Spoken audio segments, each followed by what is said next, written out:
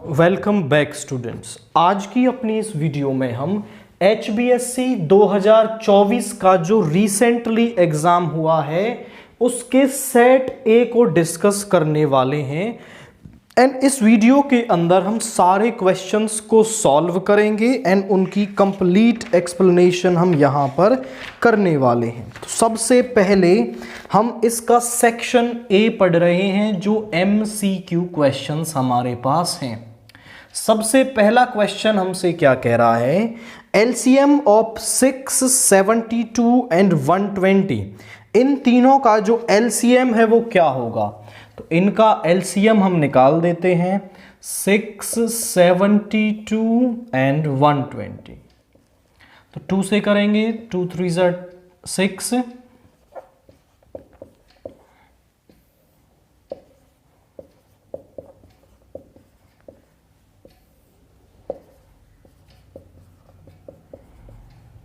Now 3 से। अब इसका जो LCM है वो क्या आएगा, 2 into 2 into 2 into 3 into 3 into 5। Multiply करेंगे 8 3 24 एंड 24 3 72 इंटू 5।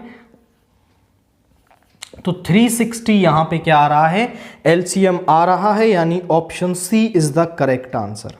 इसके बाद जो क्वेश्चन 2 है, क्वेश्चन 2 कह रहा है हमसे which of the following is a rational number. हमें ऑप्शंस दे रखे हैं एंड हमें बताना है कि इनमें से कौन सा हमारा रेशनल नंबर होगा। तो आप समझें, ऑप्शंस को जरा देखें। 5 माइनस √2। हम जानते हैं कि किसी इरेशनल नंबर में आप रैशनल जोड़ दो या फिर इरेशनल जोड़ दो, हमें एक इरेशनल नंबर ही मिलता है। √2 हमारा इरेशनल है तो ये पूरा तो इरेशनल हो गया। √3 इरेशनल है, ये भी इरेशनल, ये भी इरेशनल। और यहां इस √9 को आप देखें तो इसको 3 लिखा जा सकता है एंड दिस इज 5। तो हमारा जो ऑप्शन सी है वो क्या हो जाएगा, रैशनल हो जाएगा, because this is rational, this is rational. तो दोनों का जो सम है वो यहां पर रैशनल होगा। इसके बाद क्वेश्चन 3 देखिए, the quadratic polynomial the sum and product of whose zeros are 4 and 1। हमारे पास एक क्वाड्रेटिक पॉलिनोमियल है जिसके की जीरोज हैं 4 एंड 1। मान लो उसके जीरोज को मैं अल्फा और बीटा बोल रहा हूं। अल्फा हमारे पास है 4 और बीटा हमारे पास है 1।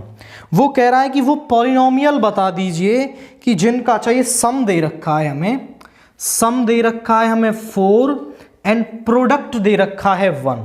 तो वो पॉलिनोमियल क्या होगा, तो वो पॉलिनोमियल आपका होगा k into x square minus alpha plus beta into x plus alpha beta. यहां वैल्यू रखने से हमें वो पॉलिनोमियल मिल जाएगा। तो यहां आएगा k into x square minus alpha plus beta है 4 एंड अल्फा बीटा है 1। अब k की डिफरेंट वैल्यूज के लिए हमें पॉलिनोमियल मिलेंगे। k की वैल्यू 1 लोगे तो पॉलिनोमियल मिलेगा x square minus 4x plus 1। आप अपने ऑप्शन को देखें तो यहां एक्स स्क्वायर का जो कॉफिशिएंट है वो 1 दे रखा है, सो हमें k की वैल्यू 1 ले लेनी है। एंड आप देखें तो x square minus 4x plus 1 इसका क्या होगा, यहां पे आंसर होगा। क्वेश्चन 4 देखिए, which term of the AP 1074 is minus 62। वो कह रहा है 10 7 माइनस 4 और कौन सी इसकी टर्म जो है वो माइनस 62 होगी। A है हमारे पास 10, D हम निकालें तो 7 माइनस 10 इज माइनस 3, ये हमारे पास D आ जाएगा। एंड AN जो है वो हमारे पास है माइनस 62। हमें यहां से चाहिए N की वैल्यू, तो क्या करेंगे आप, यहां पर आप देखें तो a plus n minus 1 into D is equal to -62। a है 10 प्लस n माइनस 1, d है -3 इज इक्वल टू -62।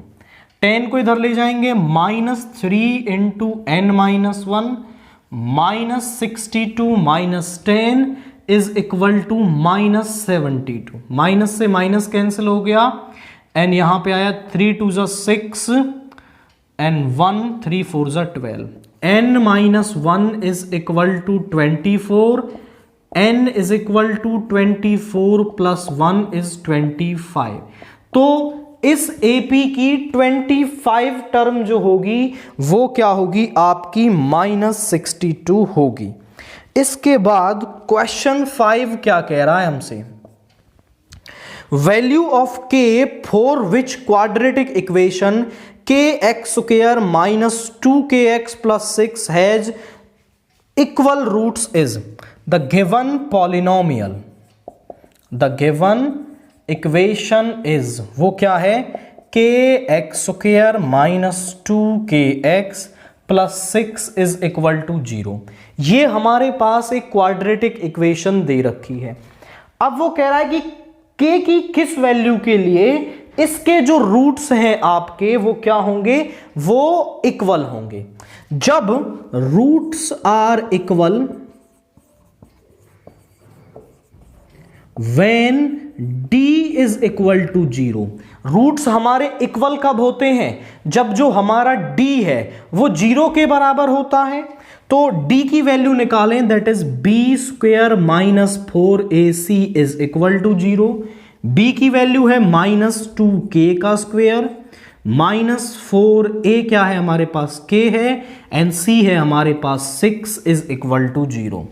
यहां आ गया 4k square -24k is equal to 0। यहां से 4k कॉमन लेंगे तो यहां बचेगा आपका this is k -6 is equal to 0। या तो k 0 होगा या k -6 0 होगा। तो आप पूछे सर कौन सी वैल्यू यहां पर k की होगी। देखिए k 0 नहीं हो सकता, क्योंकि जो इक्वेशन है वो क्वाड्रेटिक इक्वेशन दे रखी है, तो यहां पर x स्क्वायर का कॉफिशिएंट 0 नहीं हो सकता। अगर x स्क्वायर का कॉफिशिएंट 0 हो गया तो फिर तो इक्वेशन क्वाड्रेटिक ही नहीं रह जाएगी। सो यहां k का कॉफिशिएंट 0 नहीं हो सकता है, उसके अलावा कोई और वैल्यू हो सकती है। तो k की वैल्यू हमारे पास यहां पे 6 होगी, बिकॉज वो 0 नहीं हो सकती है। क्वेश्चन 6 देखिए, the distance between the points -5,7 and एक सेकंड पॉइंट है -1,3। इनके बीच की हमें यहां पर डिस्टेंस निकालनी है। तो यूजिंग डिस्टेंस फॉर्मूला हम कर देंगे x2 माइनस x1 का स्क्वायर यानी -5 का स्क्वायर प्लस 3 -7 का स्क्वायर, इसको नाम दे दो कुछ ab। तो ab डिस्टेंस यहां से मिलेगी। -1 प्लस 5 यानी 4 का स्क्वायर, एंड यहां पे -4 का स्क्वायर, दैट इज 16 प्लस 16 √32। और √32 को हम लिख सकते हैं 16 इंटू 2 यानी 4√2। तो हमारे पास जो डिस्टेंस है वो 4√2 यहां पर आएगी। इसके बाद क्वेश्चन 7 देखिए, in triangles ABC and DEF हमारे पास दो ट्रायंगल दे रखे हैं, that are ABC and DEF। ये दो ट्रायंगल्स हैं। वो कह रहा है angle B is equal to angle E। Angle B जो है एंगल E के बराबर है। Angle C is equal to angle F, ये हमें दे रखा है। And AB is equal to DE। AB जो है वो आपका DE के बराबर है। देन वो कह रहा है कि ये सिमिलर होंगे या कॉन्ग्रुएंट होंगे। आप समझें B और C दो एंगल इक्वल हैं, so by angle similarity criteria, यहां पर ये सिमिलर तो हो गए, triangle A B C is similar to triangle D E F, similar तो ये है। कॉन्ग्रुएंसी के लिए आप देखें, ये वाला एंगल इसके, ये वाला एंगल इसके एंड ये साइड इसके, by angle side similarity criteria triangle A B C is congruent to triangle D E F. तो ये कॉन्ग्रुएंट भी हैं आपके एंड सिमिलर भी हैं, तो आप ऑप्शन ए को यहां टिक करेंगे, similar as well as congruent, because congruency की भी कंडीशन सेटिस्फाई हो रही है एंड सिमिलरिटी भी यहां पर बन रही है। इसके बाद क्वेश्चन 8 देखिए, if tangents P A and P B from point P to a circle with center O are inclined with each other at an angle of 80 degree। यहां पर PA and PB हमारे पास दो टेंजेंट्स हैं from A point P to a circle. यहां कोई point P है, यहां A है एंड यहां पर B है, PA एंड PB ये दो टेंजेंट्स हैं एंड वो कह रहा है यहां पे कि P to a circle with center O are inclined to each other at an angle of 80 degree। यहां पर जो टेंजेंट्स PA and PB हैं from point P to a circle with center O, इसका सेंटर O है, are inclined to each other at an angle of 80 degree। मतलब जो tangents के बीच में जो एंगल है वो 80 डिग्री का बन रहा है। अब वो कह रहा है देन फाइंड POA। अब P से इस O को हम ज्वाइन कर दें तो हमारे पास ये थ्योरम होती है कि ये जो लाइन है PO जो है वो इस एंगल को भी बाइसेक्ट करती है एंड इस एंगल को भी बाइसेक्ट करती है।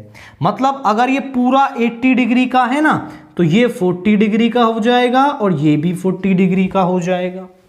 एंड यहां पर आप देखें तो ये PAO जो एंगल है वो 90 डिग्री का होगा because A is the point of contact. आप समझ पा रहे हैं, ये लाइन जो है वो एंगल को बाइसेक्ट करती है। आप इसे प्रूव भी कर सकते हैं, दोनों को कॉन्ग्रुएंट दिखा देंगे तो ये वाला एंगल इसके और ये वाला एंगल इसके बराबर हो जाएगा। सो दे बाइसेक्ट ईच अदर।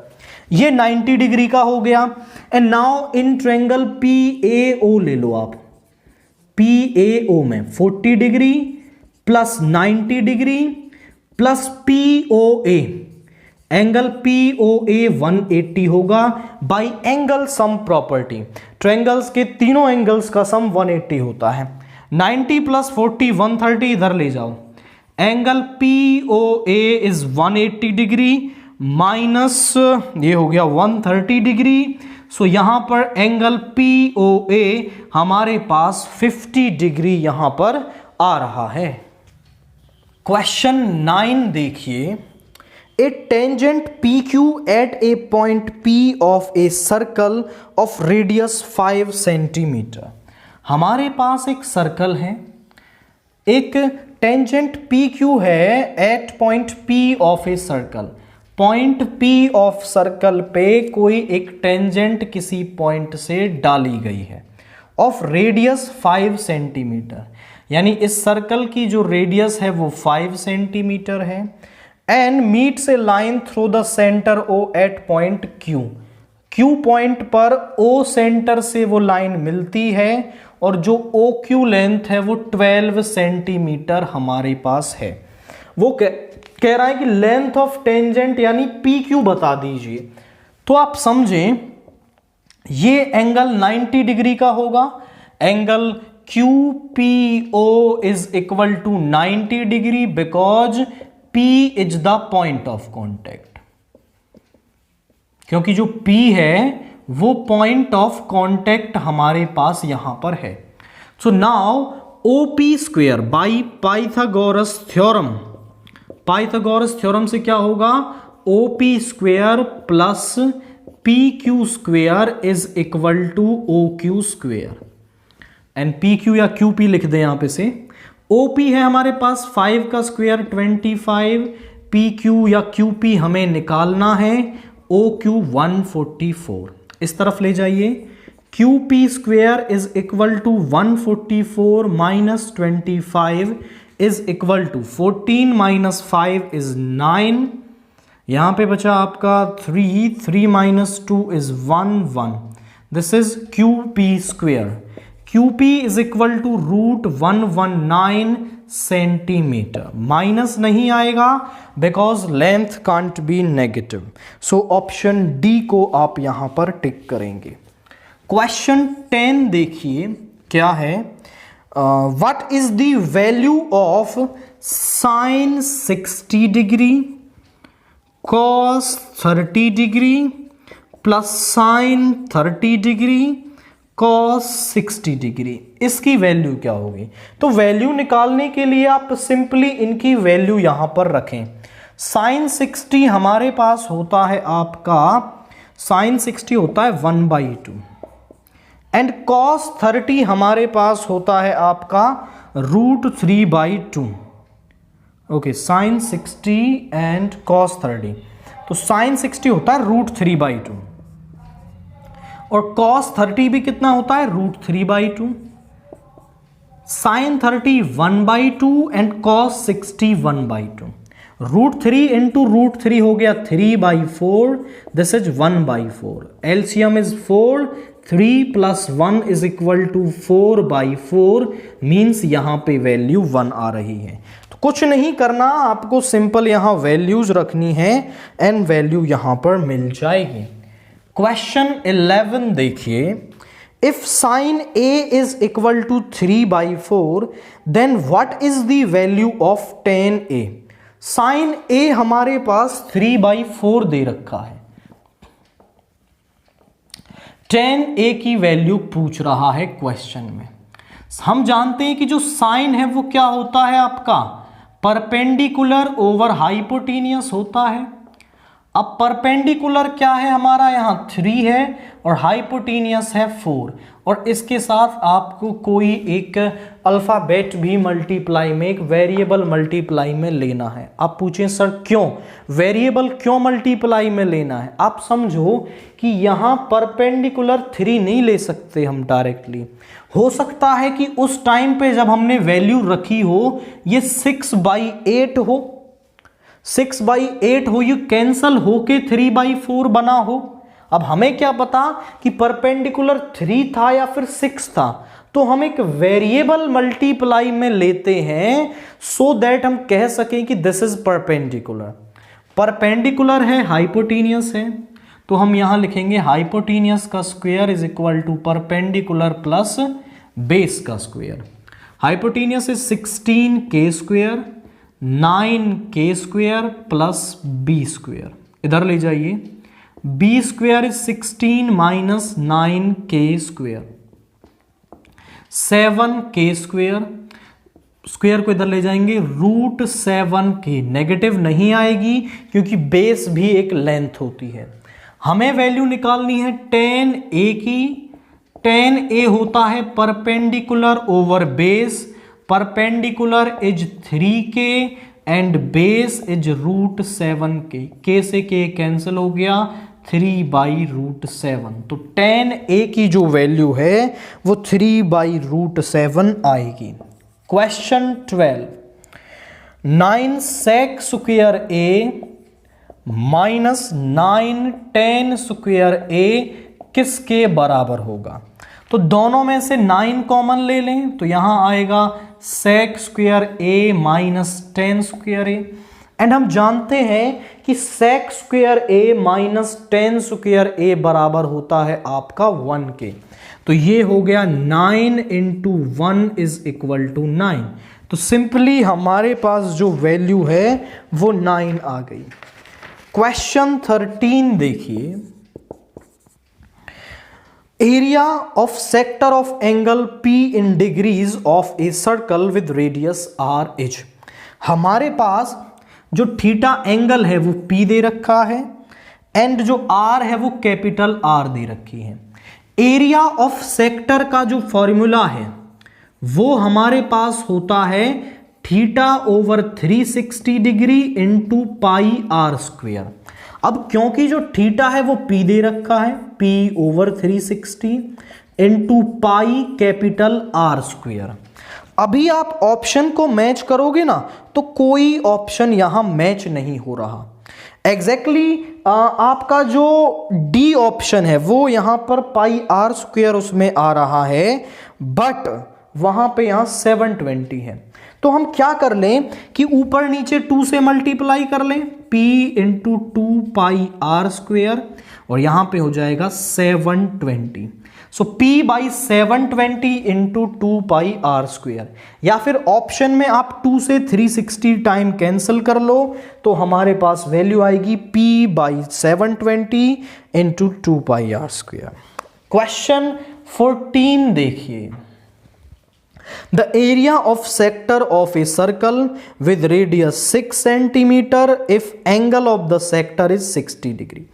अब एंगल ऑफ सेक्टर हमें दे रखा है 60 डिग्री एंड रेडियस दे रखी है 6 सेंटीमीटर। एरिया ऑफ सेक्टर हमसे पूछ रहा है, तो एरिया ऑफ सेक्टर जो है हमारे पास होगा theta over 360 into pi r square.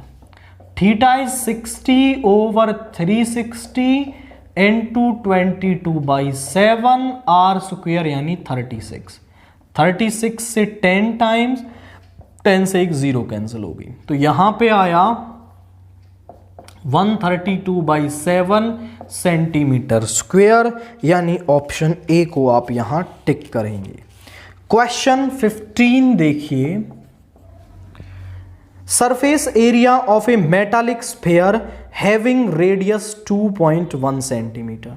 एक मेटालिक स्फेयर है जिसकी की जो रेडियस है वो 2.1 सेंटीमीटर है और आपको उसका बताना है surface area. So surface area of metallic sphere वो क्या होगा हमारे पास, वो होता है 4 पाई आर स्क्वेयर।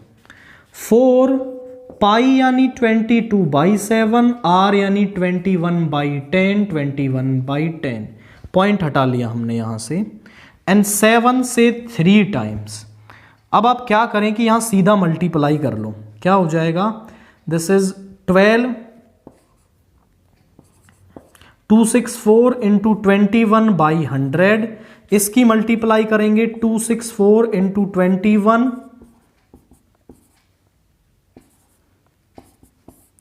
5545/100 यानी पॉइंट लगाएंगे 55.45 centimetre square. So the surface area of metallic sphere जो है वो 55.44, देखो 45 यहां पर नहीं है, यहां वैल्यू आ रही है, okay there is a mistake, I think this is the mistake, 4 multiply में आएगा। सो यहां पे 264 एग्जैक्टली 1 इंटू 4 यहां 4 आएगा, this is 4। So 55.44 centimetre square, यानी ऑप्शन सी को आप यहां टिक करेंगे। क्वेश्चन 16 देखिए, if the median and the mode of a data are 11 and 17 respectively.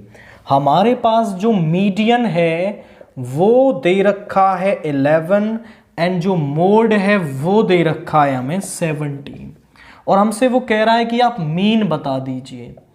तो इस मीडियन, मोड एंड मीन के बीच में एक रिलेशन होता है जिसको कि हम इंपेरिकल रिलेशन भी बोलते हैं, इंपेरिकल रिलेशन बिटवीन देम। तो वो होता है आपका 3 median mode plus twice of mean. अब यहां पर 2 वैल्यूज हैं वो रख दो, 3 into 11 is 17 plus twice of mean. इसको इधर लाएंगे तो twice of mean is equal to 33 minus 17, 13 minus 7 is 6 and twice of 1। So यहां पे ये कैंसिल हुआ, तो मीन हमें कितना मिल गया, 8 मिल गया। अब देखो इस रिलेशन में रख करके आप कोई भी और वैल्यू यहां निकाल सकते हो, कोई भी 2 देगा, तीसरी वैल्यू आपसे पूछ सकता है। क्वेश्चन 17 है, for the following distribution the sum of lower limits of median class and modal class is. अगर आप मीडियन क्लास और मॉडल क्लास निकाल पाते हैं तो फिर उसकी लोअर लिमिट्स का सम करना है। तो सबसे पहले आप निकालेंगे CF यानी कम्युलेटिव फ्रीक्वेंसी। 10 को यहां रखें, 10 + 15 इज 25, 25 + 2 इज 37 एंड ये 57, 66, ये आ गया आपका n। हमें चाहिए n/2 यानी 66/2 इज 33। अब आप देखें 33 कहां पे आ रहा है, 25 के बाद यहां पे आएगा, यानी इस पूरी क्लास में। तो इस क्लास को हम क्या कहेंगे, इस क्लास को हम कहेंगे मीडियन क्लास। तो मीडियन क्लास तो ये आ गई। मॉडल क्लास के लिए आप फ्रीक्वेंसी को देखें, सबसे ज्यादा फ्रीक्वेंसी कहां पर है, यहां पर। तो इस क्लास को हम कहेंगे मॉडल क्लास। अब जो मीडियन क्लास है उसकी क्लास इंटरवल में लोअर लिमिट क्या है, 10, और मॉडल क्लास की लोअर लिमिट क्या है, 15। तो दोनों का हमें करना था सम। सो 10 + 15 इज इक्वल टू 25। यहां पर दोनों की जो लोअर लिमिट्स हैं उनका सम आ रहा है। तो केवल मीडियन क्लास, मॉडल क्लास हमें निकालनी है एंड फिर आप वैल्यू निकाल पाएंगे। क्वेश्चन 18 देखिए, A die is thrown once. The probability of getting an odd number is. तो यहां पर आप मान लो A denotes the event of getting odd number. Odd number आने के इवेंट को हमने क्या मान लिया, आपका A मान लिया। तो A के अंदर क्या क्या एलिमेंट्स आएंगे, ऑड नंबर कब कब होते हैं, डाई को जब फेंका जाता है तो वो होते हैं 1, 3 एंड 5। केवल ये 3 ऑड नंबर होते हैं। हमें निकालनी है प्रोबेबिलिटी ऑफ ए यानी प्रोबेबिलिटी ऑफ ऑड नंबर। तो फेवरेबल केसेस कितने हैं, 3, टोटल केसेस हैं 6, यानी ऑड नंबर आने की जो प्रोबेबिलिटी है वो 1/2 हो गई। सिंपल एक ही formula, favourable upon total number of cases. Question 19 जो असर्शन रीजन का क्वेश्चन है। असर्शन क्या दे रखा है, √3 is an example of irrational number. बिल्कुल सही बात है कि जो √3 है वो आपका क्या होता है, एक इर्रेशनल नंबर होता है। तो आप बोलोगे A इज ट्रू। भाई A बात तो बिल्कुल सही है। रीजन को और पढ़ लेते हैं। The square root of all positive integers are irrational number. अब वो कह रहा है कि सारे जो पॉजिटिव नंबर है ना उनका स्क्वायर रूट इर्रेशनल होता है। चेक कर लो, सबसे पहला पॉजिटिव क्या होता है आपका, यहां पे 1 का रूट आ गया 1, ये तो इर्रेशनल नहीं है। √2 इर्रेशनल है, √3 ये भी इर्रेशनल है, √4 ये आ गया 2, ये क्या है, ये रैशनल है, ये भी रैशनल है आपका। तो आप समझें कि 2 तो यहीं पे आ गए जो इर्रेशनल नहीं है। तो कुछ इर्रेशनल है, कुछ रैशनल है। मतलब इसकी बात जो है वो गलत है कि सभी होंगे, सभी आपके इर्रेशनल नहीं होंगे, उनमें से कुछ आपके रैशनल भी हो सकते। A is true and R is false. तो A जो है वो ट्रू होगा एंड R जो है वो यहां पर फॉल्स होगा। इसके बाद क्वेश्चन 20 देखिए, ये भी असर्शन रीजन का ही क्वेश्चन है। असर्शन दे रखा है the point 0,5 lies on Y axis. तो कोऑर्डिनेट एक्सिस का क्वेश्चन है, this is X axis, this is Y axis. हमें पता है कि एक्स एक्सिस पर वाई कोऑर्डिनेट 0 होता है, यानी एक्स एक्सिस पर जो पॉइंट है वो x, 0 टाइप का, और वाई एक्सिस पर जो पॉइंट है वो 0, y टाइप का होता है। अब वो कह रहा है 0,5 कहां होगा, 1, 2, 3, 4, 5, यानी यहां पर कहीं होगा। तो 0,5 क्या y एक्सिस पे आ रहा है, बिल्कुल आ रहा है। सो ए इज ट्रू, तो हमने लिख दिया A is true. And reason क्या कह रहा है, the x coordinate on the point on Y axis is 0। बिल्कुल सही बात है कि वाई एक्सिस पर आप कोई भी एक पॉइंट ले लें, वहां पर जो एक्स कोऑर्डिनेट है आपका वो 0 होता है। R is true and R is the correct explanation of A. जो आर है आपका वो यहां पर उसकी करेक्ट एक्सप्लेनेशन भी है, क्योंकि ये करेक्टली एक्सप्लेन कर रहा है कि क्योंकि यहां पर 0 जो है वो क्यों होता है। So A is true, R is true and R is the correct explanation of A. इसके बाद सेक्शन बी का क्वेश्चन 21 देखिए। Solve the following pair of linear equations. हमारे पास लीनियर इक्वेशंस दे रखी हैं एंड इस पेयर को हमें सॉल्व करना है। सो गिवन इक्वेशंस आर, वो हमें क्या दे रखी हैं, वो हमें दे रखी हैं 2x + 3y is equal to 13 and 5x - 4y is equal to -2। This is first, this is second. आप समझें कि अब इन्हें सॉल्व करने के लिए ना आप कोई भी मेथड यूज कर सकते हो, सब्स्टिट्यूशन, एलिमिनेशन, क्रॉस मल्टीप्लिकेशन, क्योंकि उसने मेथड पर कोई बाउंडेशन नहीं दी है। तो आप देखें तो यहां मैं एलिमिनेशन मेथड यूज करता हूं। इक्वेशन फर्स्ट को मैं 5 से मल्टीप्लाई करूंगा एंड उसमें से घटाऊंगा इक्वेशन 2 को after multiplying it by 2।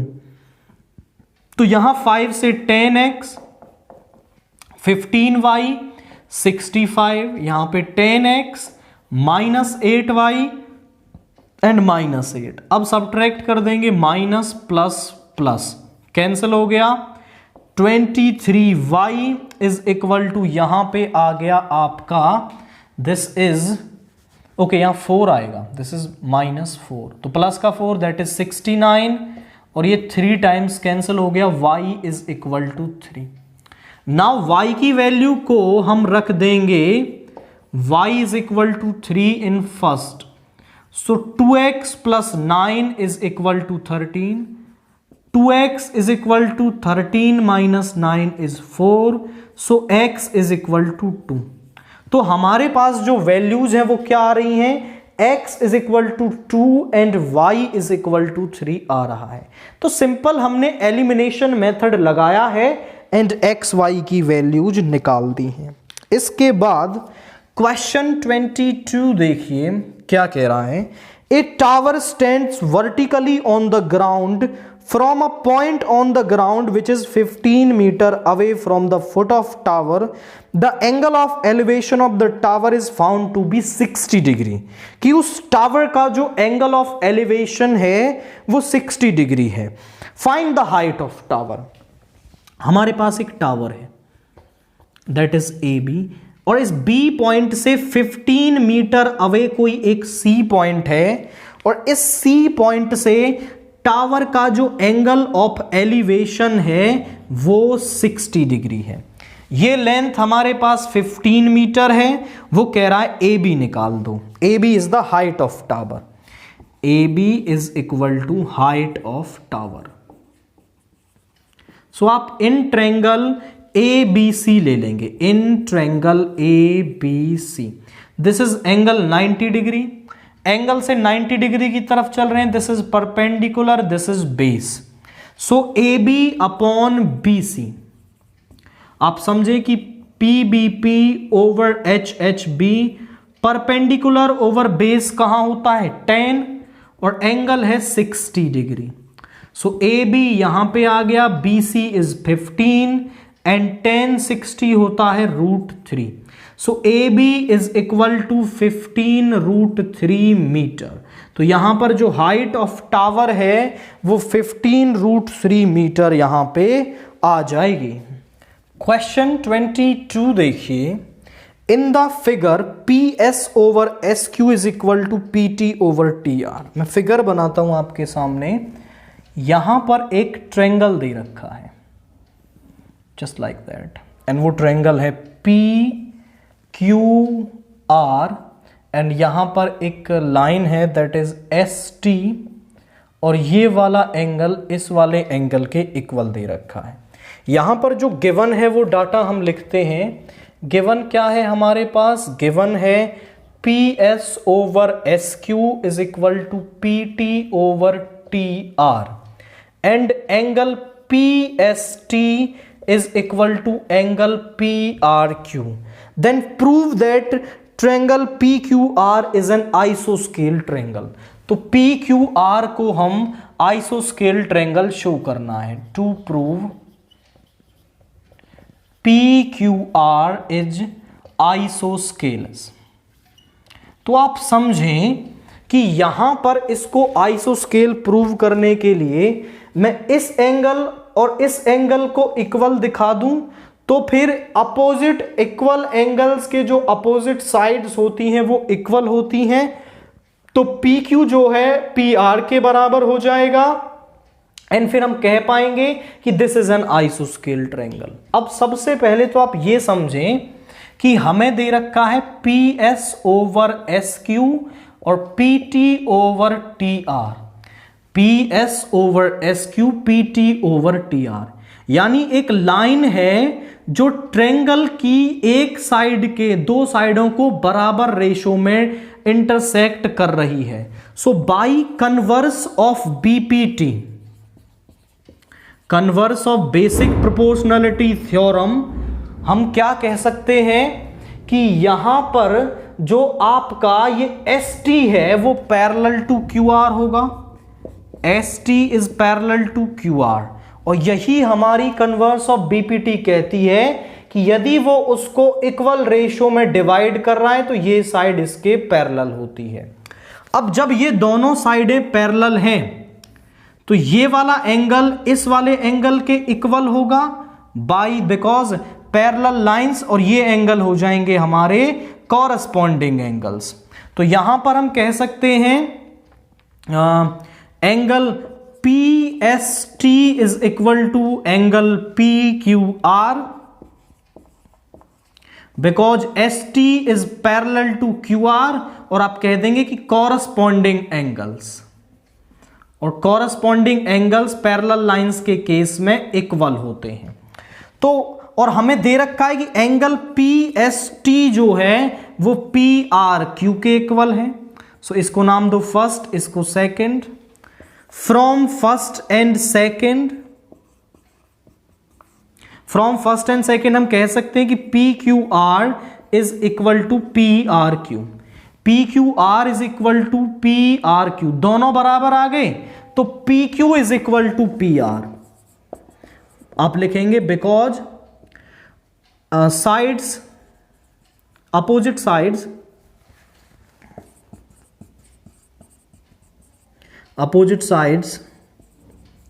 To equal opposite angles,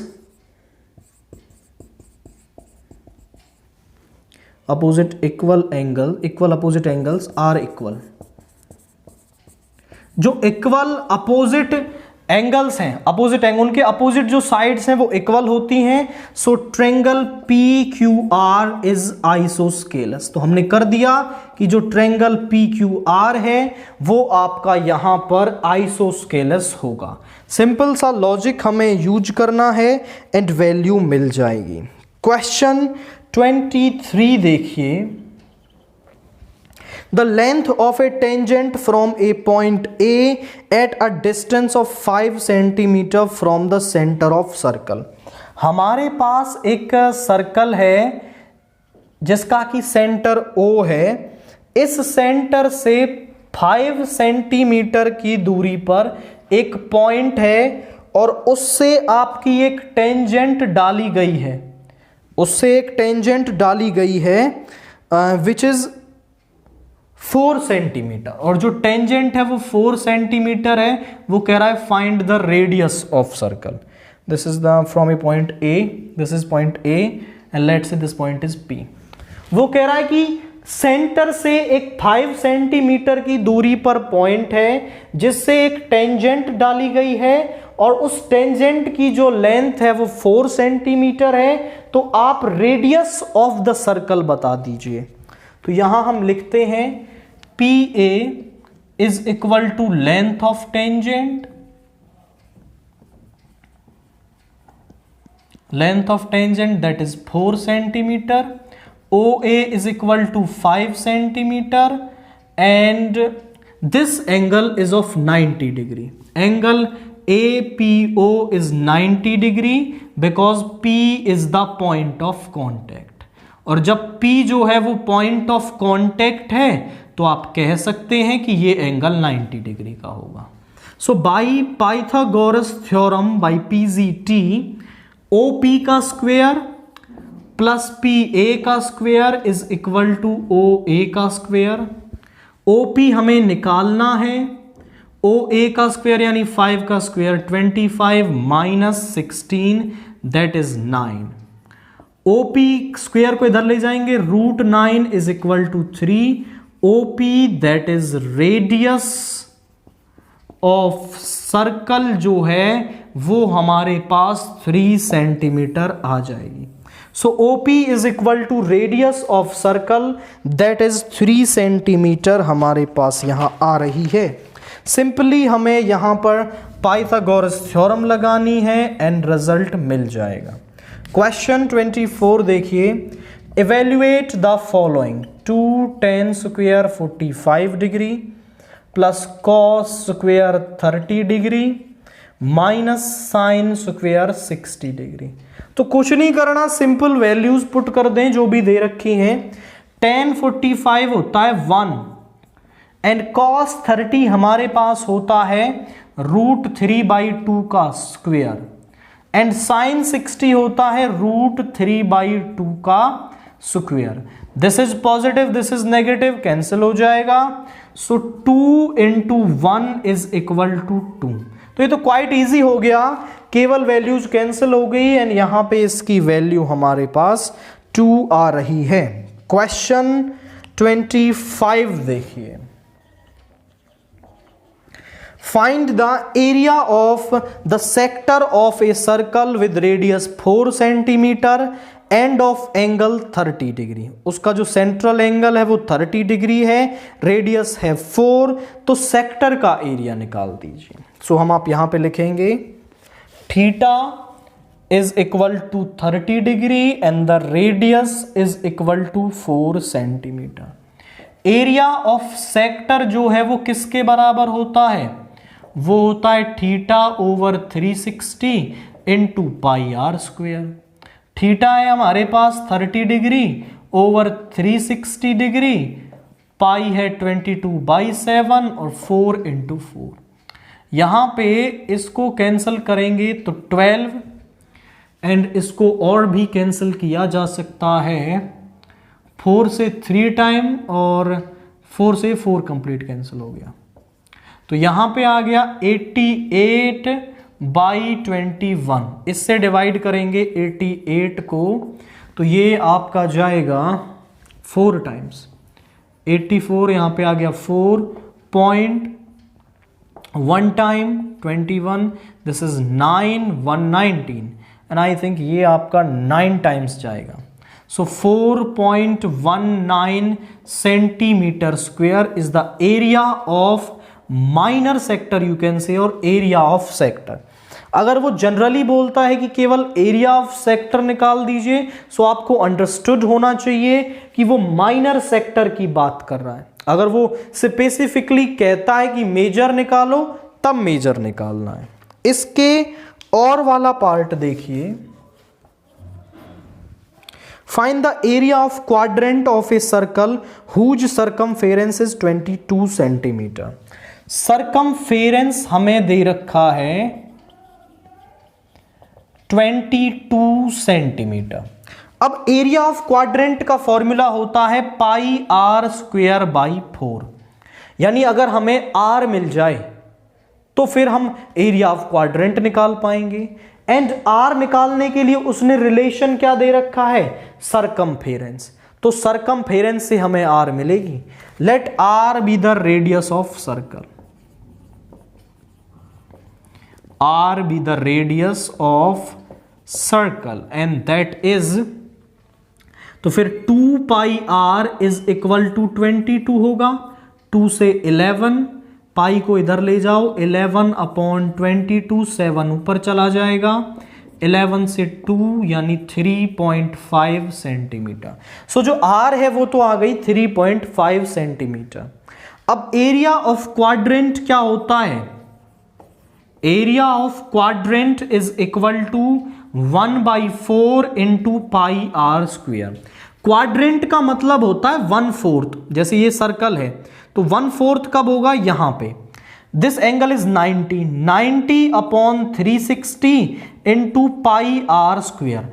जब भी वो क्वाड्रेंट की बात कर रहा है मतलब सेंट्रल एंगल 90 डिग्री होता है। सो दिस इज 1/4 और ऐसे ही हम इसे डायरेक्ट पढ़ लेते हैं कि क्वाड्रेंट का area 1/4 into pi r square होता है। बट याद रखने की जरूरत नहीं है, आप ये याद रखो कि जब क्वाड्रेंट बनेगा तो जो सेंट्रल एंगल है वो 90 डिग्री होगा।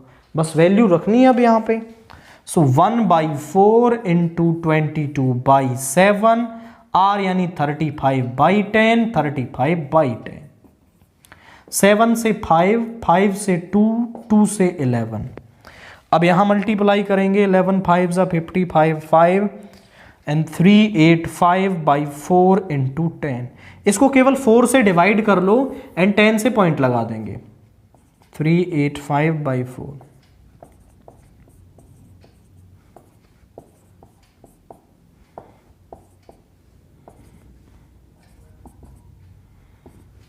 96.25/10 यानी 9.625 सेंटीमीटर स्क्वायर। सो जो एरिया ऑफ क्वाड्रेंट है वो हमारे पास 9.625 सेंटीमीटर स्क्वायर आएगा। सिंपली आप यहां वैल्यू रखेंगे आफ्टर फाइंडिंग आर, तो एरिया ऑफ क्वाड्रेंट हमें मिल जाएगा।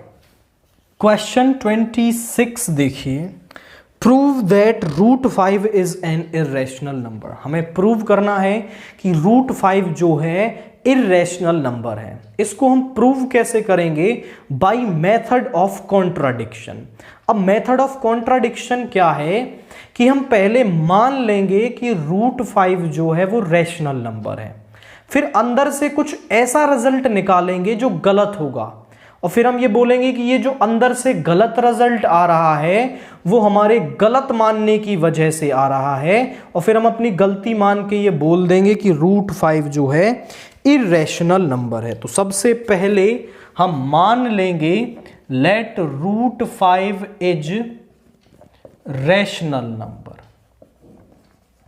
अब अगर ये रैशनल नंबर है तो इसको a/b की फॉर्म में लिखा जा सकता है, where a and b are integer and coprime. हमने इस तरीके से लिया है कि जो a एंड b है वो इंटीजर है एंड कोप्राइम है। कोप्राइम मतलब इन दोनों का कोई भी कॉमन फैक्टर नहीं है और इनका जो HCF है वो 1 है। अब इस b को आप इधर ले आइए। So a is equal to √5b squaring both side हमारे पास क्या आएगा? a square is equal to 5b square. अब आप समझें कि a स्क्वेयर को हम ऐसा लिख पा रहे हैं कि 5b स्क्वेयर। अगर मैं 10 को ऐसा लिख दूं 2 × 5 + 0, मतलब जो 10 है वो 5 टाइम्स डिवाइड हो रहा है, 2 5s are 10। तो यहां पे हम लिख सकते हैं विच implies 5 divides a square, 5 divides a square. तो हमारे पास ये आ रहा है कि जो 5 है वो a स्क्वेयर को डिवाइड करता है। हमारे पास थ्योरम होती है कि यदि 5 a स्क्वेयर को डिवाइड कर रहा है तो 5 उस नंबर को भी डिवाइड करेगा। आई रिपीट माई वर्ड्स कि अगर कोई नंबर किसी नंबर के स्क्वेयर को डिवाइड कर रहा है तो वो उस एक्चुअल नंबर को भी डिवाइड करेगा। अगर 5 a को डिवाइड कर रहा है तो मैं 5 को ऐसा a को ऐसा लिख सकता हूं सम 5c, दिस इज फर्स्ट। ए को मैंने लिख दिया 5 इंटू सी, यानी जो 5 है वो ए को सी टाइम डिवाइड कर रहा है। Putting a is equal to 5c in first, तो यहां पे आ गया 5c का square is equal to 5b square, 25c square is equal to 5b square, तो यहां पे आ गया b square is equal to 5c। यहां देखो 5 जो है वो b स्क्वेयर को c स्क्वेयर टाइम कर रहा है, which implies 5 divides b square. अगर 5 b स्क्वेयर को डिवाइड करता है तो 5b को भी डिवाइड करेगा। आप समझो 5a को भी डिवाइड कर रहा है, 5b को भी डिवाइड कर रहा है। जैसे यहां 10 ले लो और 12 ले लो, 2 दोनों को डिवाइड करता है, तो 2 दोनों का एक कॉमन फैक्टर है। तो ऐसे ही 5 यदि a को डिवाइड कर रहा है, सो b को डिवाइड कर रहा है, तो हम लिखेंगे सो 5 is a common factor of a and b। तो जो 5 है वो a और b का एक कॉमन फैक्टर है, बट हमने तो माना था कि a और b कोप्राइम है, उनका कोई फैक्टर है ही नहीं, तो हम लिखेंगे which is a contradiction to the fact, which is a contradiction to the fact that A and B are co-prime। अब देखो ये तो कॉन्ट्राडिक्शन आ गया ना, कॉन्ट्राडिक्शन मतलब हमारी बात के अपोज में। अब अपनी गलती मान लेंगे हम। दिस कॉन्ट्राडिक्शन हैव अराइजन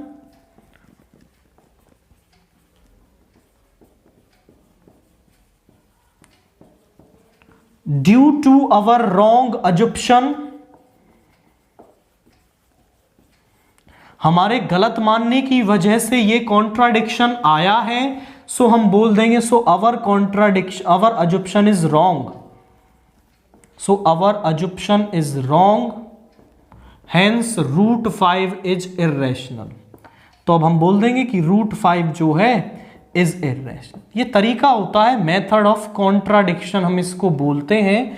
पहले कुछ मान लेते हैं रिजल्ट, फिर अंदर से कुछ ऐसा रिजल्ट निकाल देते हैं जो गलत होता है, और फिर अपनी गलती मान के हम बोल देते हैं कि हमने गलत रिजल्ट मान लिया है एंड दूसरा रिजल्ट यहां पर होगा।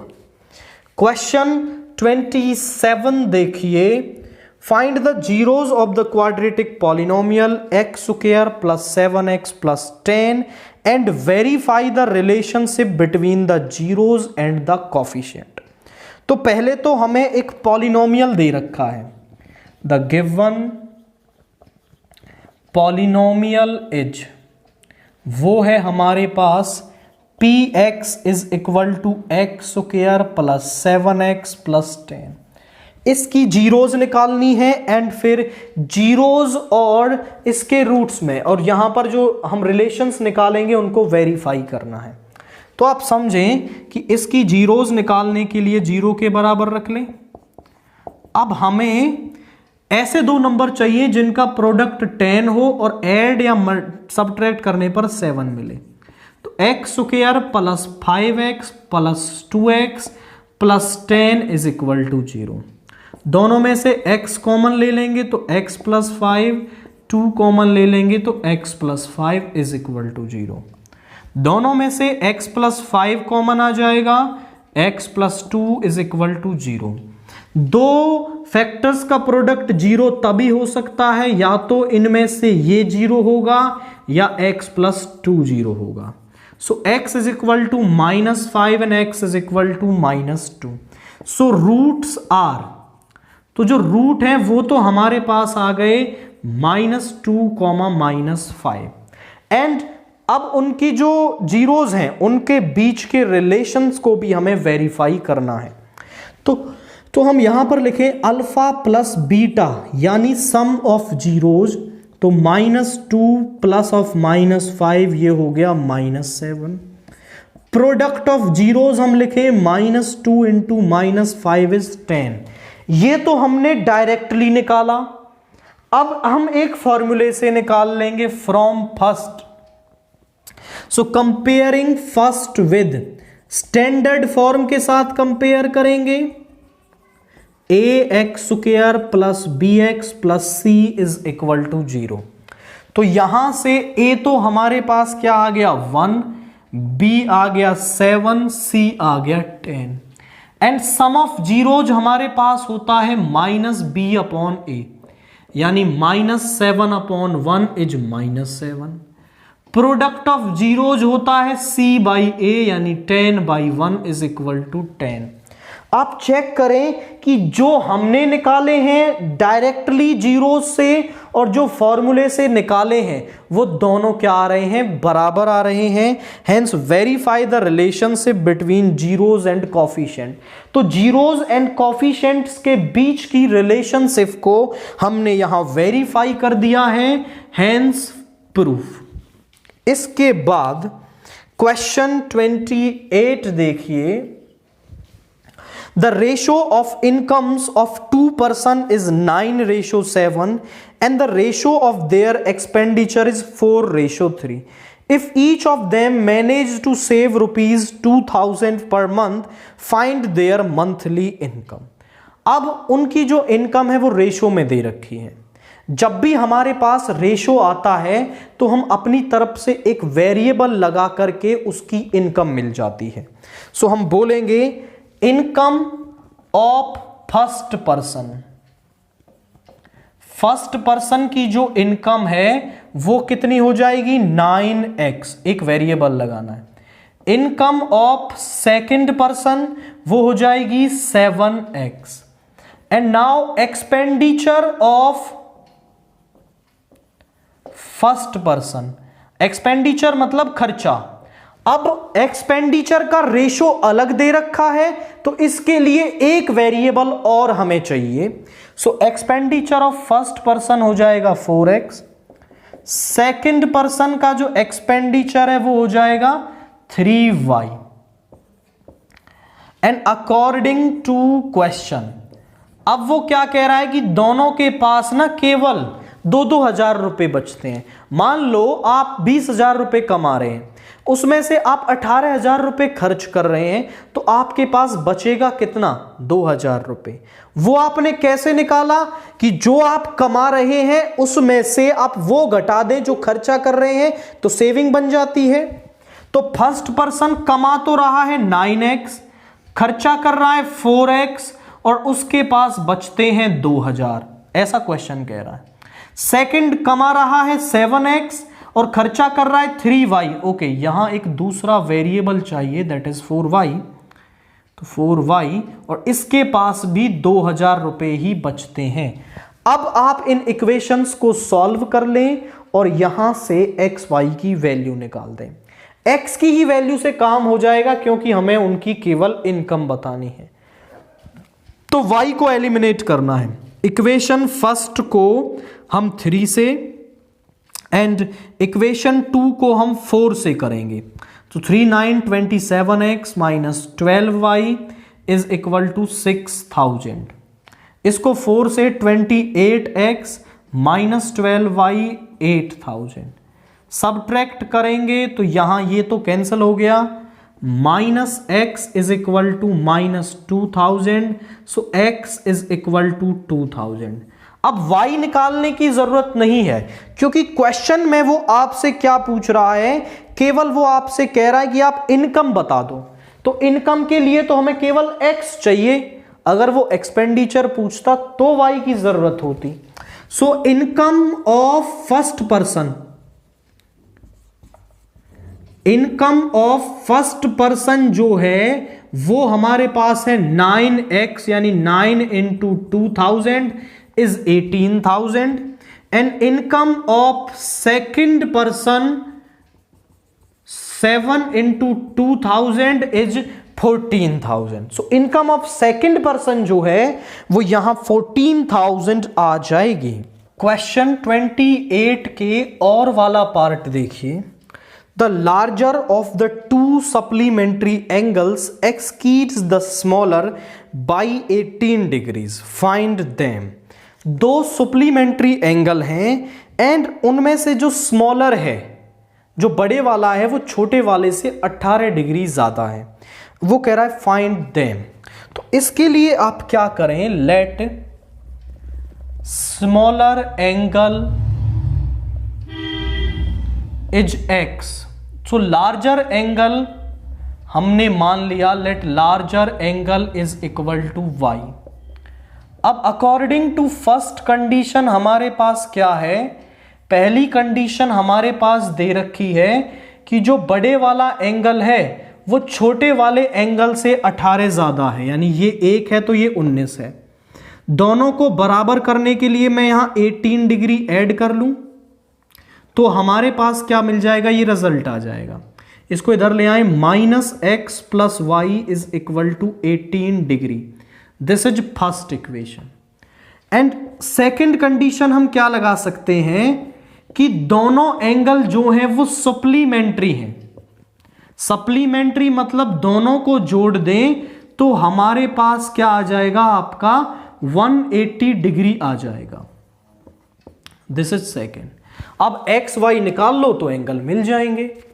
अब इक्वेशन फर्स्ट को इक्वेशन सेकंड के साथ आप ऐड कर दें, -x + y is equal to 18 degree and x + y is equal to 180 degree. तो x से x कैंसिल हो गया, 2y इज इक्वल टू 8 9 188, यानी 2 9 18 एंड यहां पे आ गया this is 99 degree. So y is equal to 99 degree. y 99 आप यहां रख दो, -x + 99 degree is equal to 18 degree. इसको इधर ले जाएंगे, -x is equal to 18 degree -99 is 1 and 9 - 1 is 8 -81 degree. So x is equal to 81 degree. तो दोनों एंगल्स हमें मिल गए।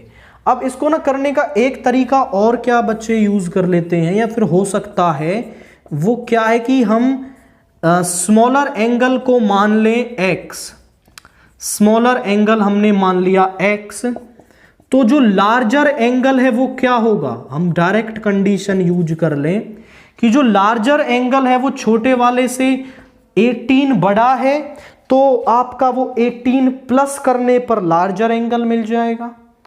अब छोटे वाला एंगल ये है, बड़े वाला ये है, दोनों सप्लीमेंट्री हैं, तो अकॉर्डिंग टू क्वेश्चन हम कर सकते हैं कि x + 18 degree + x is equal to 180 degree.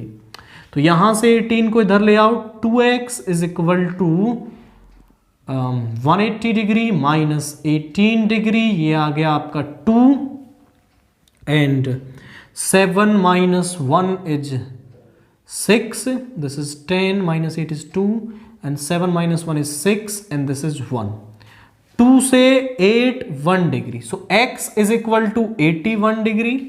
so smaller angle जो है वो 81 डिग्री आ गया एंड जो लार्जर एंगल जो है वो हमारे पास आएगा 18 degree + 81 degree is equal to 99 degree.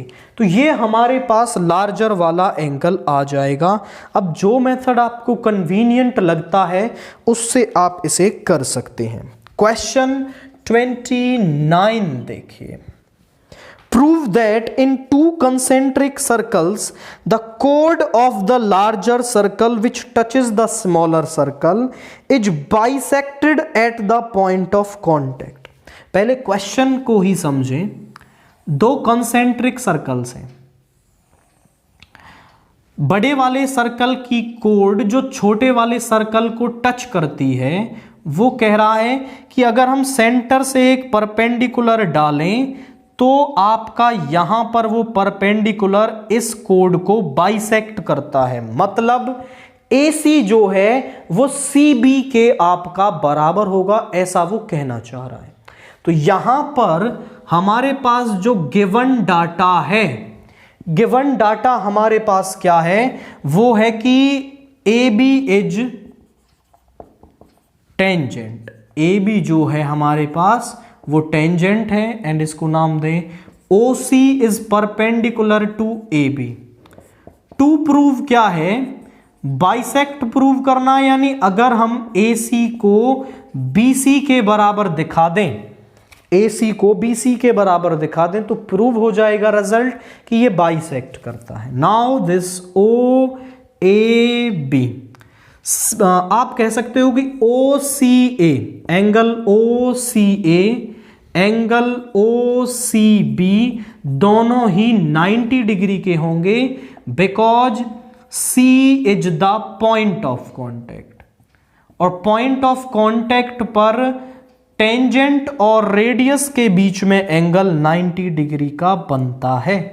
तो दोनों ही एंगल, जो दोनों ट्रायंगल हैं वो आपके 90 डिग्री के बन गए।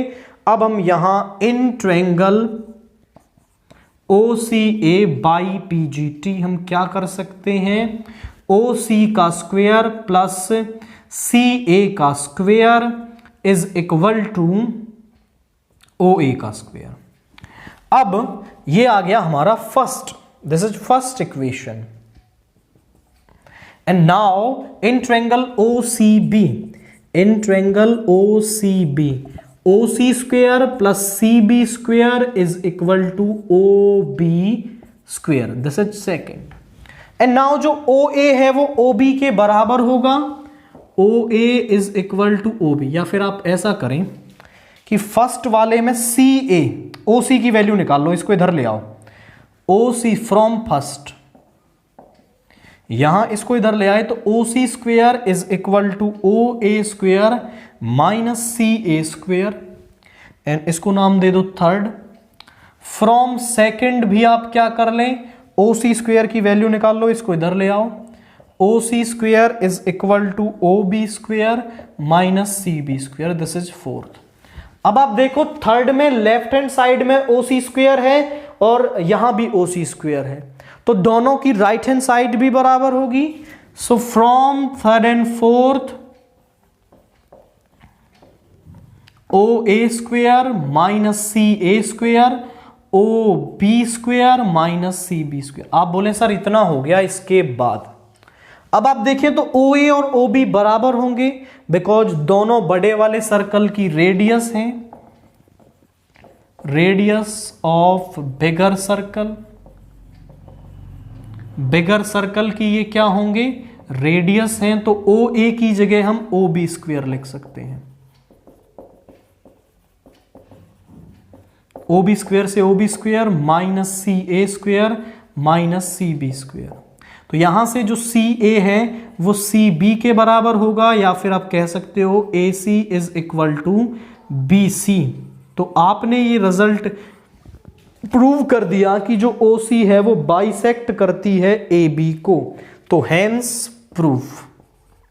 केवल इतना आपको करना है एंड आप प्रूव कर पाएंगे कि जो ये लाइन है OC वो इस AB को बाइसेक्ट करेगी।